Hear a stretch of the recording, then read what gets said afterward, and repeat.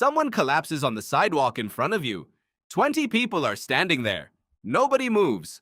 Phones come up before hands do. You assume someone else will help. But the real answer for why this happens is far stranger than simple cruelty. It isn't about being a bad person. It's about a calculation your brain runs without asking your permission. A calculation that has almost nothing to do with how much you care. Your brain is doing something ancient, something invisible, something that gets stronger, not weaker, the more people are standing beside you. To understand it, you have to go back to a single night in New York City in March of 1964. A young woman named Kitty Genovese was murdered outside her apartment building in Queens. The case became infamous because of a claim that dozens of neighbors heard her cries and did nothing. That specific number has since been disputed by historians. But the story spread fast, and it spread because it touched something true. People wanted to know why a crowd of witnesses could stay silent. Two psychologists at Columbia University decided to find out. Their names were Bibb Latané and John Darley. They didn't believe the answer was apathy. They suspected something more structural, something built into the architecture of being watched and of watching others. So they built an experiment. Picture this. A participant sits alone in a small room, wearing headphones, supposedly discussing personal problems with other students over an intercom. In reality, there are no other students, just recordings. Partway through, one voice on the recording begins to choke and gasp, clearly in the middle of a seizure, calling for help. Here's the strange part. When participants believed they were the only other person listening, 85% of them rushed to help within a minute. But when participants believed 4 other people were also listening in, that number dropped to 31%. Same emergency, same sounds of distress, same urgency, completely different response. Why would knowing other people exist make you less likely to act? Latané and Darley called it diffusion of responsibility. In plain English, it means this. When you're the only witness, the entire weight of the emergency lands on you alone.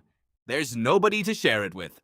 But the moment you know others are watching too, your brain quietly redistributes that weight.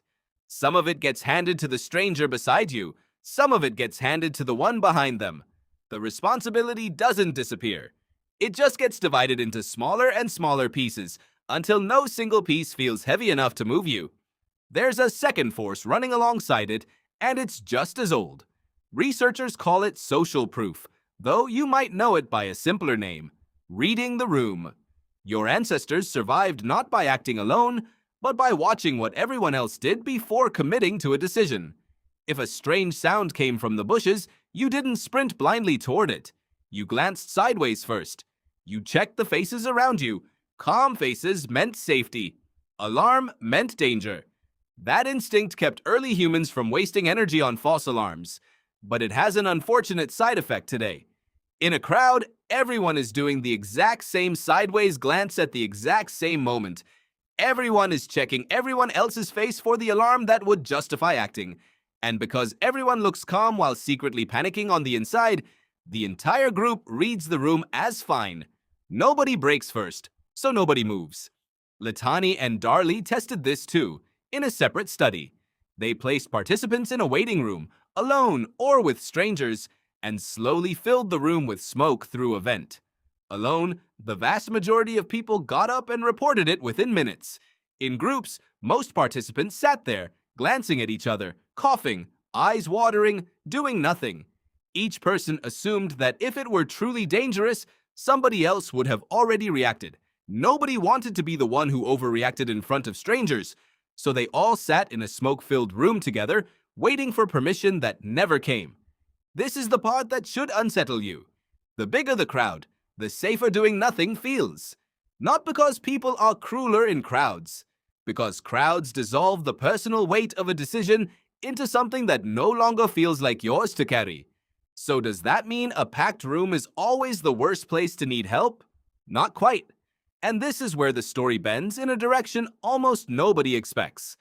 In 2011, a researcher named Peter Fisher led a team that gathered data from decades of bystander studies, more than 7,000 participants across dozens of experiments. Published in Psychological Bulletin, the analysis confirmed the classic effect in ambiguous situations, the kind where it's unclear if help is even needed. But in situations that were obviously and unmistakably dangerous, the effect shrank, and sometimes reversed. When the threat was unambiguous, when there was no question that someone was in real danger, more witnesses sometimes meant more people stepping in, not fewer. Why the difference? Because diffusion of responsibility feeds on doubt. It needs uncertainty to survive. When the situation is foggy, when you're not entirely sure whether that man on the ground is sleeping, drunk, or dying, your brain has room to defer to the group. But when the danger is screaming and undeniable, when there's a knife, a fire, a child in the road, the calculation changes. The cost of guessing wrong becomes too obvious to ignore. And the crowd that once offered cover for inaction now offers something else: more hands. What this tells you is something almost nobody walks away from these studies understanding. The bystander effect was never really about apathy. It was about ambiguity and about the quiet diffusion of weight across every set of eyes in the room. Remove the ambiguity, and the effect can crumble. That single insight has practical teeth. It's why responders are trained to point at one specific person and assign a direct task. Not somebody call 911, but you, in the red jacket, call 911 right now. The moment a single person is singled out, the diffusion collapses. The weight lands back on one set of shoulders, and the body that was frozen suddenly moves. The fix for the bystander effect was never about making people care more. It was about making the responsibility impossible to share. Now bring this back to your own life, because you are living inside a modern version of that smoke-filled room every single day. A post appears online, someone being harassed in the replies. In real time, in front of thousands of accounts. You scroll past. You assume someone with more followers, more authority, more standing will say something. They assume the same about you.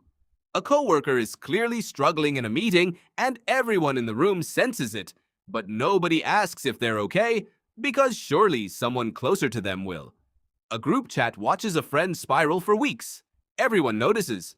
Nobody reaches out first because the responsibility has already split itself 30 ways before anyone typed a single word.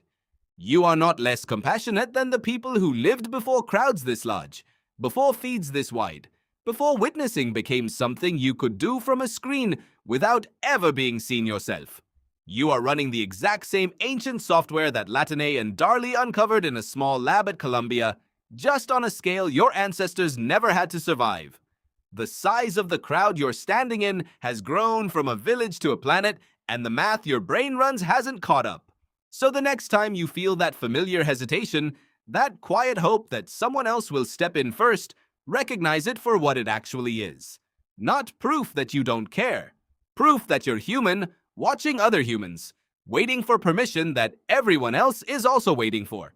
The responsibility was never gone. It was only ever divided, sitting quietly in your hands the whole time, disguised as someone else's job.